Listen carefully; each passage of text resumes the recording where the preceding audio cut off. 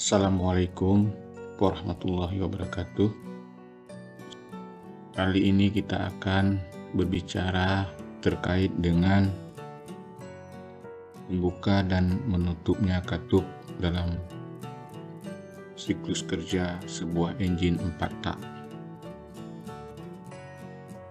Pada materi sebelumnya saya sudah menyampaikan bagaimana sebuah engine atau sebuah mesin itu dapat bekerja.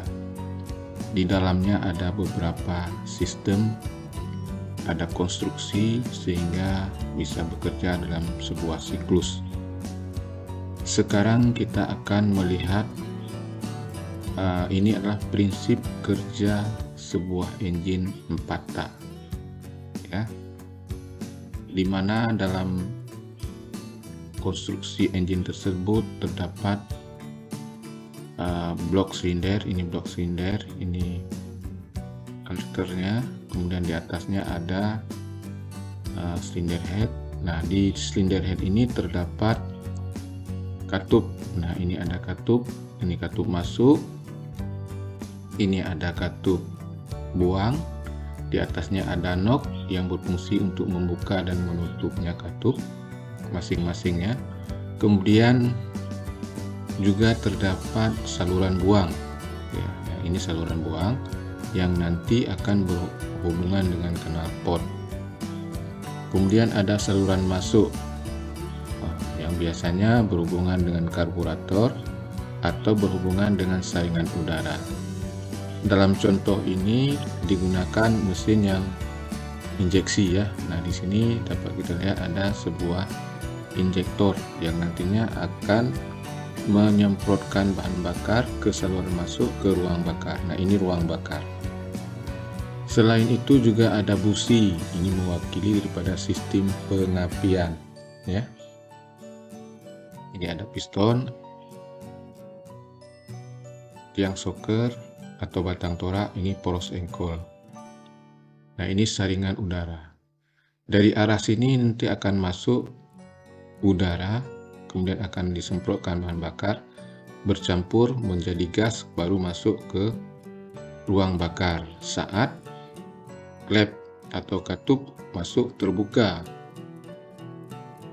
Nah, nanti akan terjadi pembakaran dan sisa pembakarannya akan dibuang ke saluran buang saat klep buang terbuka. Nah, sebelum kita lanjut ke tahapan atau langkah-langkah yang dilakukan dalam sebuah engine supaya engine itu bisa hidup, kita lihat dulu apa yang dimaksud dengan valve timing. Sebenarnya ya, di sini maksudnya adalah waktu membuka dan menutupnya katup, baik itu katup masuk maupun katup buang. Nah, valve timing adalah saat membuka dan menutup katup berhubungan dengan posisi pistonnya bergerak dalam silinder engine. Jadi katup buang dan katup masuk ini akan menutup dan membuka menyesuaikan dengan gerakan piston. Nanti kita lihat. Nah, piston itu bergerak 4 kali naik turun dalam silinder. Dia nanti dalam satu siklus akan 4 kali naik turun atau 2 kali putaran poros engkol, atau putaran poros engkolnya 2 kali siklusnya, ya, 720 derajat. Katup hisap terbuka 10 derajat sebelum TMA. Nah, katup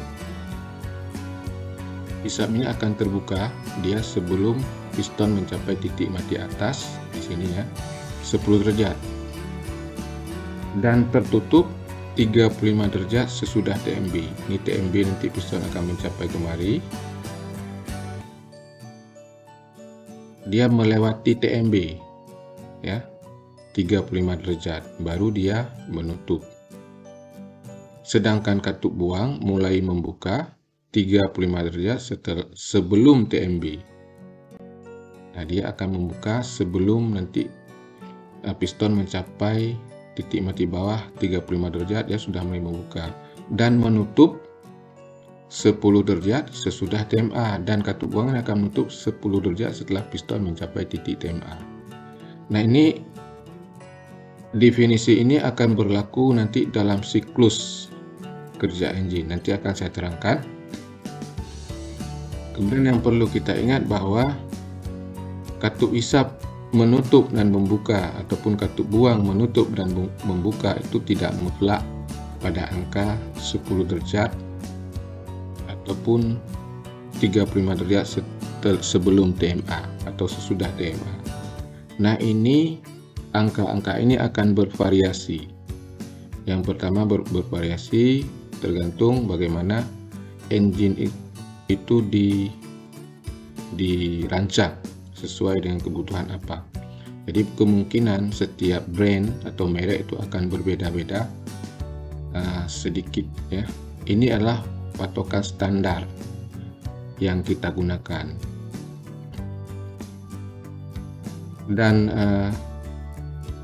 sesuai dengan kecepatan engine, apakah nanti dia dari putaran rendah sampai putaran tinggi, angka-angka ini juga akan mengalami perubahan sesuai dengan perubahan kecepatan engine. Nah, ini perlu kita ingat supaya kita tidak terpaku pada angka-angka yang saya jelaskan tadi. Baik, ini sudah kita lihat konstruksi secara prinsip sebuah engine. Kita akan melihat langkah hisap ya.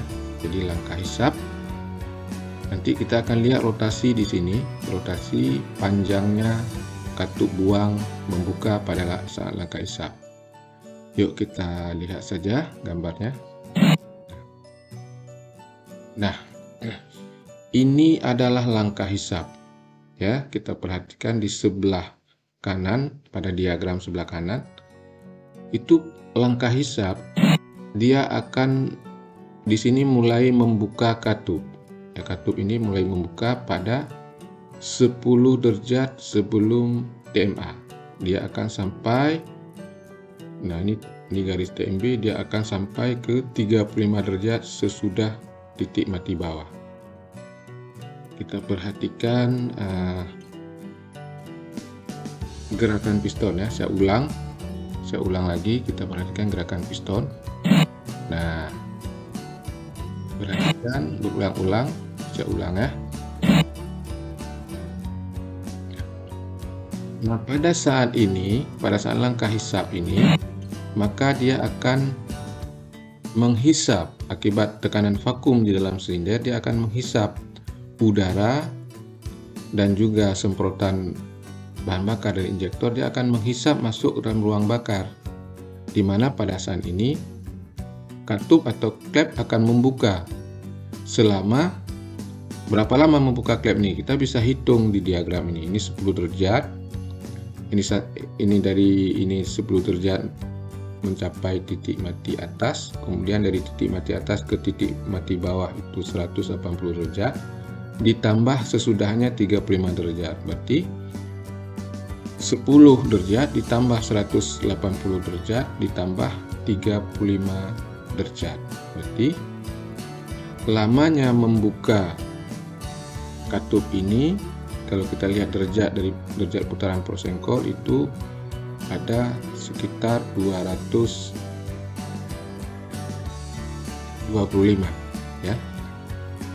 225 derajat, atau bisa kita perhatikan di Porsengkol sebelah kiri saya.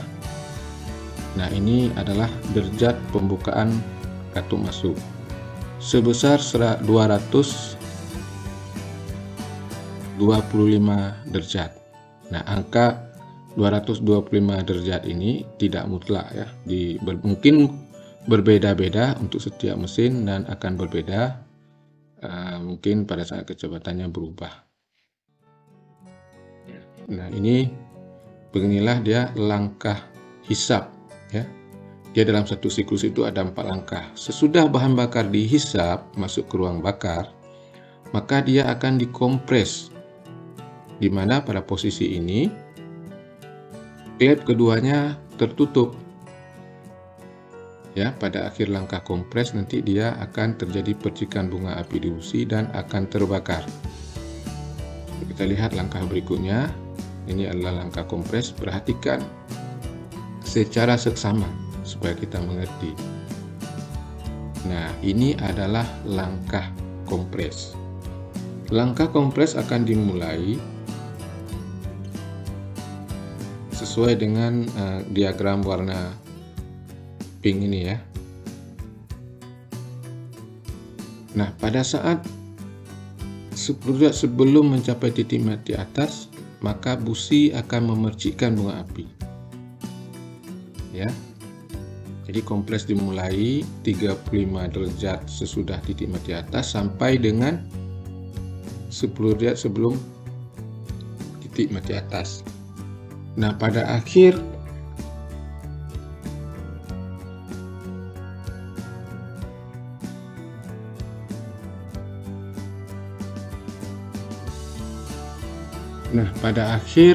langkah kompresi ini, maka dia nanti akan terjadi percikan bunga api. Dan inilah akan berlanjut kepada proses pembakaran. Nanti akan berlanjut kepada langkah usaha ya. Jadi sudah ada dua langkah. Langkah hisap dan langkah kompresi. Sekarang kita akan menuju ke langkah usaha. Ini sudah terjadi pembakaran di sini dengan kedua klepnya tertutup. Kemudian langkah usaha.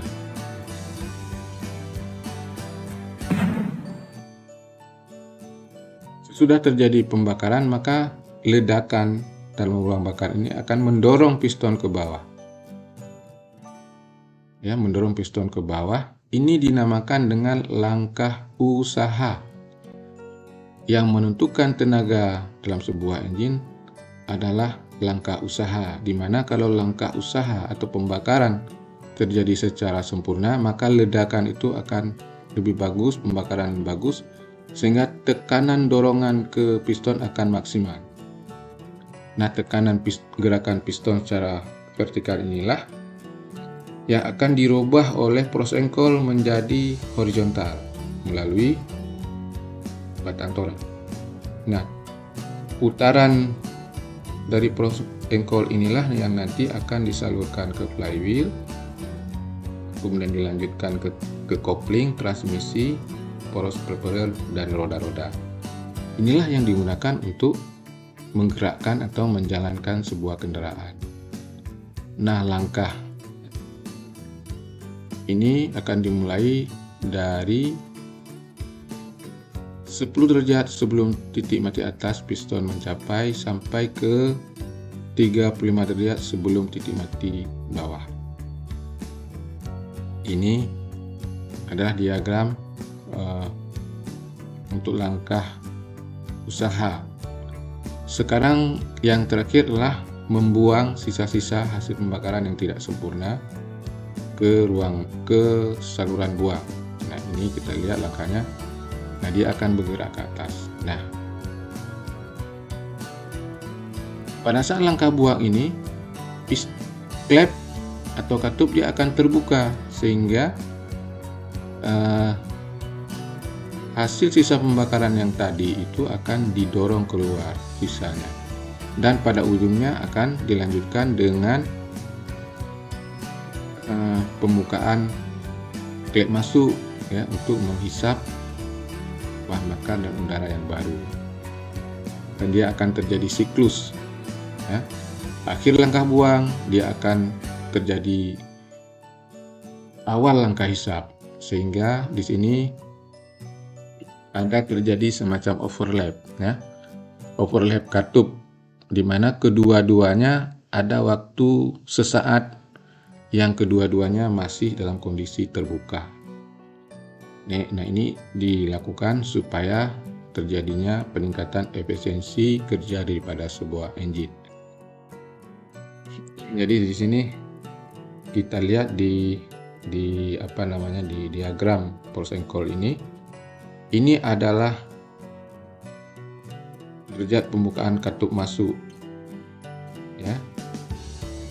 Sedangkan ini adalah derajat pembukaan katup buang. Ada masa katup masuk dan katup buang itu kedua klepnya terbuka. Nah, di sini. Ini kita beracuan pada derajat poros engkol ya. Kalau kita lihat di sebelah kanan,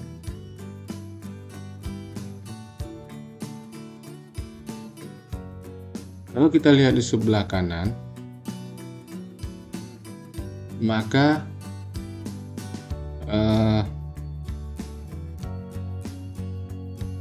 overlap katup buang dan katup masuk ini dapat kita lihat di sini, ini overlapnya.